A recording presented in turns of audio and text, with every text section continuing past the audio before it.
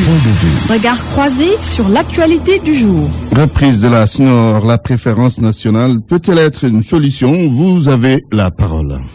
Parole aux auditeurs. L'actualité, qu'en pensez-vous? Nous avons en ligne le président de Force Paysanne, Aludia. Bonjour. Bonjour. Pour la reprise de la SNOR, les nationaux peuvent-ils faire l'affaire? Eh bien, pour la reprise, moi je voudrais d'abord préconiser qu'on ne s'y précipite pas. Parce que il faut qu'on se rappelle que la SNOR était gérée par l'État sénégalais. Et l'État n'était plus en mesure de faire fonctionner la SNOR comme il fallait. Et cela avait porté préjudice à l'économie rurale et à l'ensemble des producteurs. L'État s'est désengagé en privatisant. On l'avait donné à un national parce que Abbas Jaber est un Sénégalais. Ce Sénégalais également n'a pas donné satisfaction. Ça a encore accentué les difficultés vraiment de la filière. Ça a effectivement porté préjudice aux producteurs et à l'économie rurale. L'État a trouvé un divorce à l'amiable avec le preneur. Il va falloir donc qu'on fasse attention. Qu'on n'agite pas les fibres patriotiques pour nous parler de préférence nationale, jusqu'à mettre encore vraiment à genoux la SNOR. Il faudrait que des critères soient dégagés. D'abord, il faut un preneur crédible au niveau national et international, capable de trouver des financements au niveau national et international, capable de trouver des marchés pour écouler les produits de la SNOR, mais capable également de partager la SNOR avec l'État, parce que l'État ne va pas se départir à 100% de la SNOR, de partager avec les producteurs, avec les travailleurs, avec les privés du Sénégal. Oui, il y a quelqu'un qui s'est signalé. Il y a quelqu'un qui s'est signalé, Cheikh Amar, l'homme d'affaires Cheikh Amar. Il veut reprendre la SNOR. Il peut être l'homme de la situation. Cheikh Amar, comme tout autre Sénégalais, a le droit de demander. Mais c'est au Sénégal maintenant de savoir si est-ce que Cheikh Amar ou quelqu'un d'autre a effectivement les possibilités de gérer la SNOR. Il faudrait qu'on voit les antécédents de ces demandeurs. Cheikh Amar avait évolué dans l'engrais. Cheikh Amar avait évolué dans les tracteurs. Cheikh Amar avait évolué dans la fourniture de véhicules des maires, etc., etc. Il faudrait maintenant apprécier par rapport à ces marchés que gérait Cheikh Amar. Est-ce qu'il a donné satisfaction ou non? Et je crois que la SNOR dépasse de très loin ces engrais, ces tracteurs et ces véhicules dont je viens de parler. Donc, moi je n'évacue personne, mais il faudrait qu'on apprécie et qu'on aille vraiment pour ne pas reconnaître vraiment des reculades désastreuses. Une dernière question. Là, il nous faut quelqu'un de très sérieux, quelqu'un de très solvable, quelqu'un qui a quand même vraiment la crédibilité au niveau national et international avec les institutions financières. Oui, donc vous n'écartez pas un repreneur étranger, pour me résumer. Du tout. Je n'écarte pas un repreneur étranger, mais que ce repreneur ne soit pas, par exemple, majoritaire. Il faut que les nationaux y soient, il faut que les producteurs y soient, il faut que les travailleurs y soient, il faut que l'État y soit, pour qu'on ne donne pas vraiment une hégémonie à qui que ce soit, permettant de dicter, nous amenant à des points de non-retour. Très bien. Merci, Aludia, président de Force Paysanne. En ligne, Thiemba Ndiaye. Bonjour. Monsieur Thiemba Ndiaye, vous nous entendez? Vous êtes en ligne? Oui. Vous êtes le secrétaire général adjoint du syndicat national du secteur des corps gras. Alors, quel type de repreneur pour la SNOR? Les nationaux, par exemple? Bon, pour nous, je pense que, comme on a l'habitude de le dire, nous, on n'a pas de préférence sur les nationaux ou les étrangers. SNOR a une particularité, en fait c'est l'épine dorsale de l'économie de ce pays. Il y a eu une erreur sur la privatisation qui a eu lieu et par la grâce de Dieu, l'État s'est engagé à reprendre la SNOR pour pouvoir la remettre sur les rails. Ils ont raison, eux, de dire, monsieur le Président, qu'ils ne vont pas se presser pour redonner ça à d'autres. Ils vont prendre tout le temps et je pense que c'est une excellente chose.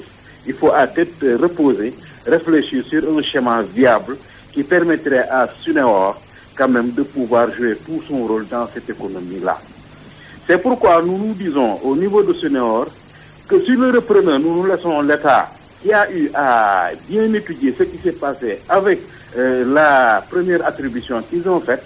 Et je pense qu'on va tirer les leçons des erreurs qui ont été commises pour pouvoir mettre en place une formule viable et celle-ci qui pourra permettre à SUNEO de jouer son rôle de soutien de l'économie nationale en tenant compte du bon fonctionnement de l'industrie, de la commercialisation de l'arachide, de la prise en compte des intérêts des producteurs et tout ce qui gravite autour de cette filière qui est quand même la filière principale de ce pays.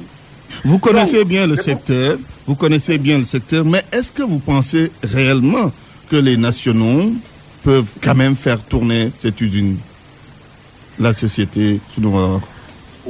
Ça dépend. Parce que nous avons dit qu'il y a quand même, parce que SUNEOR, depuis sa création, c'est des Sénégalais qui ont mis en place Sonacos qui est devenu SUNEOR.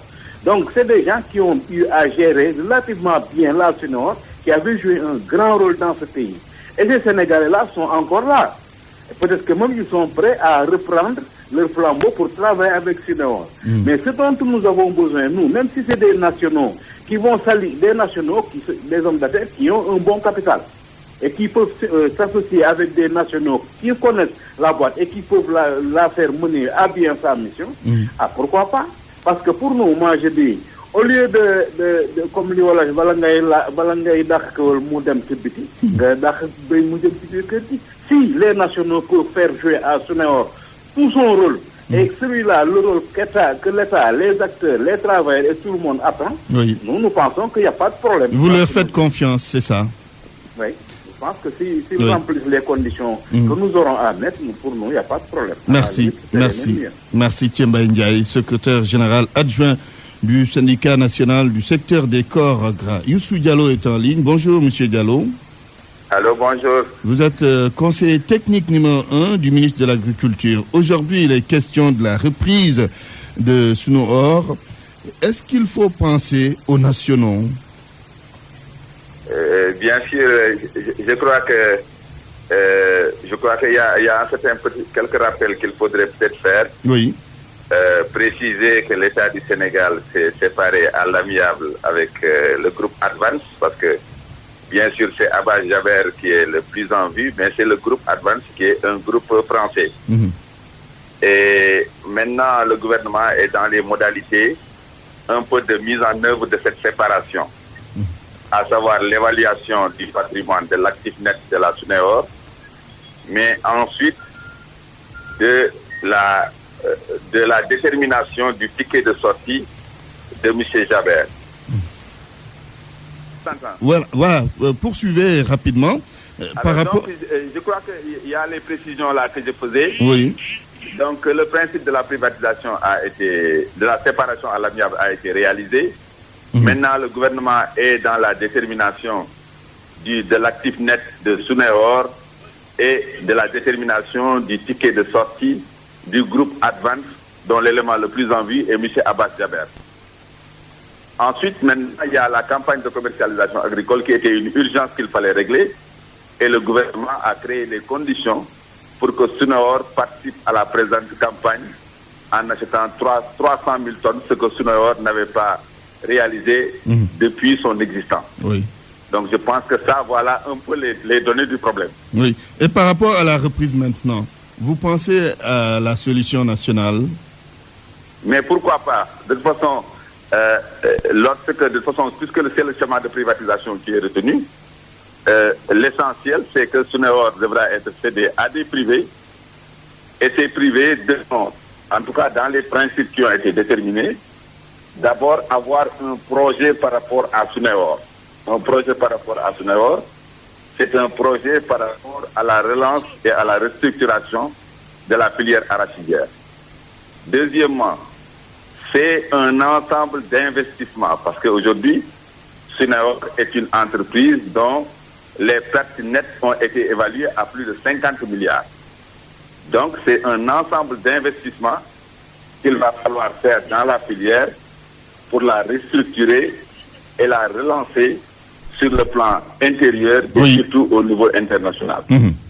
Donc voilà à peu près les données. Maintenant que Cheikh Amar où d'autres privés sénégalais se manifestent, je crois que nous ne pouvons que nous réjouir. Une bonne chose. Parce que nous ne pouvons pas avoir l'émergence si nous n'avons pas un secteur privé national fort et dynamique. Oui. Alors, vous connaissez sans doute le dossier. On avait parlé il y a quelques semaines d'un groupe singapourien, mais d'un groupe français.